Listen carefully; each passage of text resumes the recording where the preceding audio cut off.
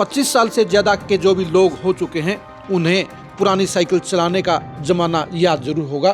पुरानी साइकिल का एक खास रोड़ा भी होता था। वो रोड़ा होता था कुत्ते फेल होने का, यानी पैडल चलता रहता था और कुत्ते फेल होने के चलते चेन घूमती रहती थी लेकिन साइकिल नहीं चलती थी।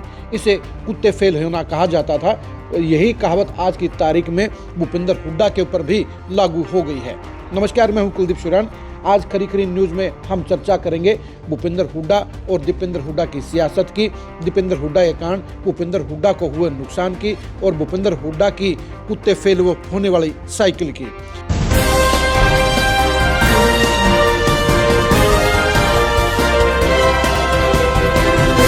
भूपेंद्र हुड्डा ने बरसों की मेहनत के जरिए अपना अलग मुकाम बनाने का काम किया। पिछले 20 साल से हरियाणा की सियासत में भूपेंद्र हुड्डा का कांग्रेस में दबदबा चल रहा है। 8 महीने पहले तक भूपेंद्र हुड्डा हरियाणा की सियासत में सबसे बड़े चेहरे थे।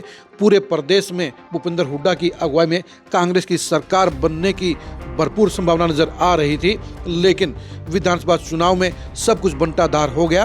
कांग्रेस का बेड़ा गर्क हो गया। कांग्रेस सत्ता से लगातार तीसरी बार बेदखल हो गई और भूपेंद्र हुड्डा का सबसे बड़ा सपना भी बिखर गया। भूपेंद्र हुड्डा बेटे दीपेंद्र हुड्डा को सीएम बनाना चाहते थे। वो 1 साल पहले ही दीपेंद्र हुड्डा को पार्टी के अंदर अपनी जगह सुपर पावर दे चुके थे।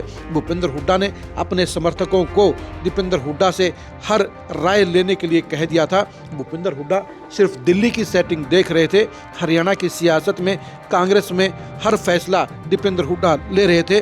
दीपेंद्र हुड्डा की अगुवाई में पूरे हरियाणा में हिसाब मांगो यात्रा भी निकालने का काम किया गया, यानी भूपेंद्र हुड्डा ने अपनी सियासत पूरी तरह से दीपेंद्र हुड्डा को सौंप दी थी। लेकिन भूपेंद्र हुड्डा का ये फैसला ही आत्मघाती साबित हुआ, क्योंकि दीपेंद्र हुड्डा ने वो पुरानी कहावत वाला काम कर दिया कि बंदर के हाथ में उस तरह, यानी दीपेंद्र हुड्डा को पूरी पावर देना भूपेंद्र हुड्डा की सबसे बड़ी गलती रही।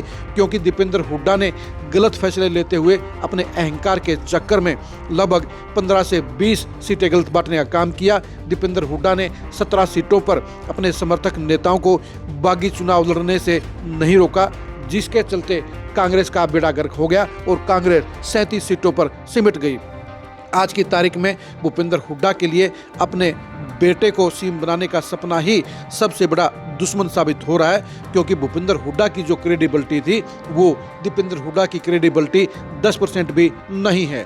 क्योंकि भूपेंद्र हुड्डा ने अपने साथियों को आगे बढ़ाने का काम किया। भूपेंद्र हुड्डा ने अपने साथियों को प्रोटेक्ट करने का काम किया। भूपेंद्र हुड्डा ने अपने साथियों को आर्थिक और सियासी तौर पर मजबूत करने का काम किया। लेकिन दीपेंद्र हुड्डा में इनमें से कोई भी खासियत नहीं है।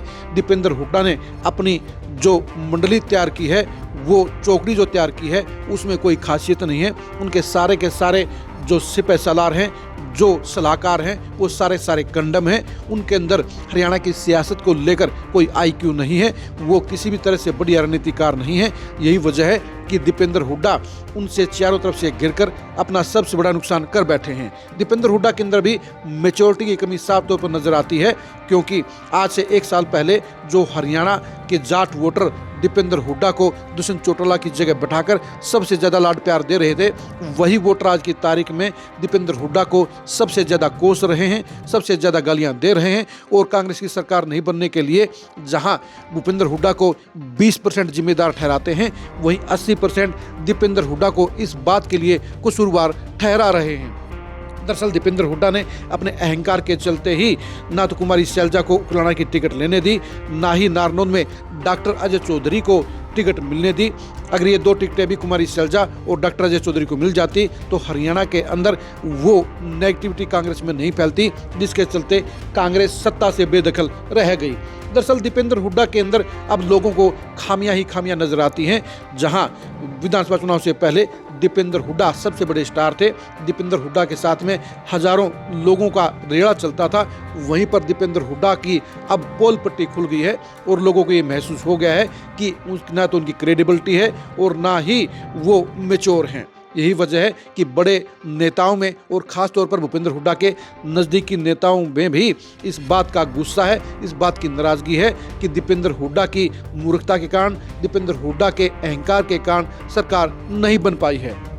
पुराने नेताओं ने मजबूरी के चलते भूपेंद्र हुड्डा के कहने से दीपेंद्र हुड्डा की अगुवाई स्वीकार कर ली थी, लेकिन अभी वही तमाम नेता साफ तौर पर कह रहे हैं कि दीपेंद्र हुड्डा की गलतियों के कारण ही सरकार नहीं बनी है। अब जिला अध्यक्ष की नियुक्ति की प्रक्रिया में अभी दीपेंद्र हुड्डा गलतियां दोहराने का काम कर रहे हैं, क्योंकि जहां भूपेंद्र हुड्डा के साथी नेता बूढ़े होने के कारण इस दौर से बाहर हो गए हैं, वहीं पर दीपेंद्र हुड्डा गलत लोगों को प्रमोट करने का काम कर रहे हैं, हल्के लोगों को प्रमोट करने का काम कर रहे हैं, जिसके चलते उनके जिला अध्यक्षों की नियुक्ति की प्रक्रिया में भी गलत परिणाम आने के आसार नजर आ रहे हैं।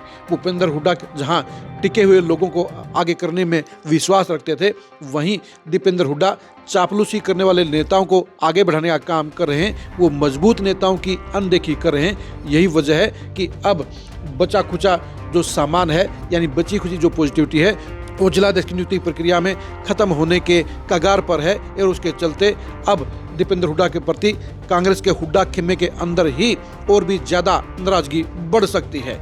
यानी दीपेंद्र हुड्डा अपनी मूर्खता के चलते गलत फैसले ले रहे हैं, गलत लोगों को प्रमोट कर रहे हैं, जिसके चलते उनका भविष्य अंधकार में हो सकता है, क्योंकि कांग्रेस के जो हालात हैं वो राहुल गांधी बदलने के लिए तैयार हो चुके हैं। ऐसे में सबसे ज़्यादा नुकसान अगर किसी का होगा तो वो भूपेंद्र हुड्डा और दीपेंद्र हुड्डा का होगा, और ऐसे में इसके लिए और कोई जिम्मेदार नहीं होगा, बल्कि दीपेंद्र हुड्डा ही सबसे ज़्यादा कसूरवार रहेंगे। वो अपने परिवार की सियासत को ख़त्म करने के लिए सबसे बड़े खलनायक रहेंगे। आप दीपेंद्र हुड्डा की गलतियों के बारे में क्या सोचते हैं, कमेंट करके जरूर बताइए। क्या दीपेंद्र हुड्डा ने भूपेंद्र हुड्डा की सियासत की साइकिल के कुत्ते फेल करने का काम नहीं किया है? क्या दीपेंद्र हुड्डा ने ही कांग्रेस की सरकार बनाने में सबसे बड़ी रुकावट डालने का काम नहीं किया है? आप इसके बारे में राय जरूर दीजिए। आप हमारे फेसबुक पेज को फॉलो कीजिए, आप हमारे यूट्यूब चैनल को सब्सक्राइब कीजिए। नमस्कार।